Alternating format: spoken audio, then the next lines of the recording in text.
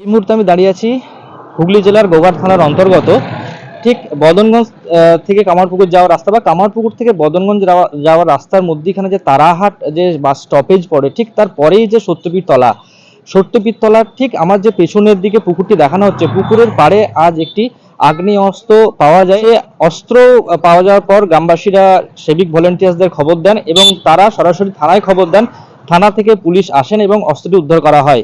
সরাসরি সেই ছবি দেখাচ্ছি ক্রাইম প্রেস বেঙ্গল নিউজের পর্দায়।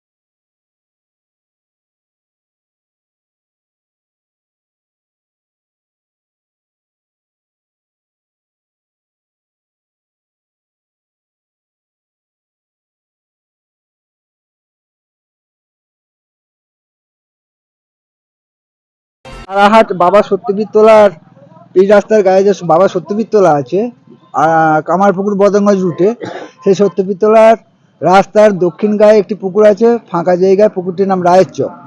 এই রায়ের চক পুকুরে পুকুর মালিকরা জাল দিয়েছে সকালে।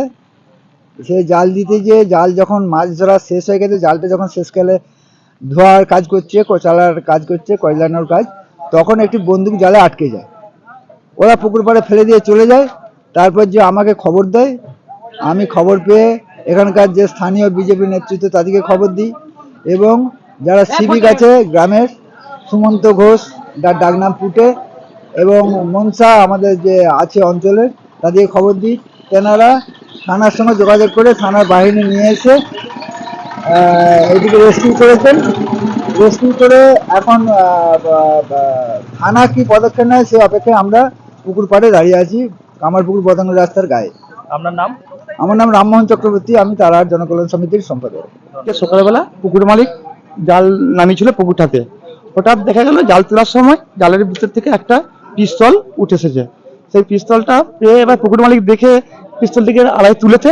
তোলার পরেতে এবার পাশাপাশি গ্রামে যারা ছিল মাঠে তাদেরকে ডেকেছে। ডাকার পরে বলছে এরকম এই পুকুর থেকে একটা পিস্তল বেরিয়েছে।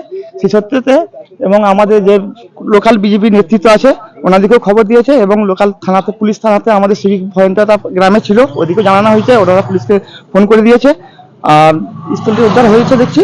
কিন্তু আমরা দেখতে পাচ্ছি যে তৃণমূল 4 তারিখের পরে যে আমাদেরকে হুমকি দিয়েছিল যে 4 তারিখের পর তোদেরকে দেখে নেবো, তোদের মাথাগুলো কেটে ফুটবল খেলবো, তোদের ঘর বাড়ি ভেঙে দেবো, তোদেরকে ঘর ছাড়া করে দেবো, তারই আজকে প্রমাণ দেখতে পেল যে আমাদের পুকুরটা থেকে, মানে ওরা 4 তারিখে রেজাল্টের পর বুঝতে পেরে গেছে যে আর আমরা মাছের রাস্তা নাই, তাই বাড়ি থেকে বন্দুকগুলো বা পিস্তলগুলো বার করে নিয়ে আগে অবস্থা আরো যা আছে সেগুলোকে বার করে নিয়ে এসে রাতের অন্ধকারে পুকুরতে ভেঙে চলে গেছে।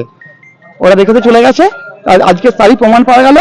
এবং আমি মানে পুকুর মালিককে অনুরোধ করছি যে পুনরায় আবার জাল দিয়ে দেখা হোক, যদি এর পরিবর্তে আরো মাল বেরোয় বা এই অগ্নেয়াস্ত্র বেরোয়, এবং তার পরিবর্তে আমরা পুকুরটা মারার ব্যবস্থা করবো যে পুকুরের ভিতরে আরো মাল আছে নাকি। আপনার নাম?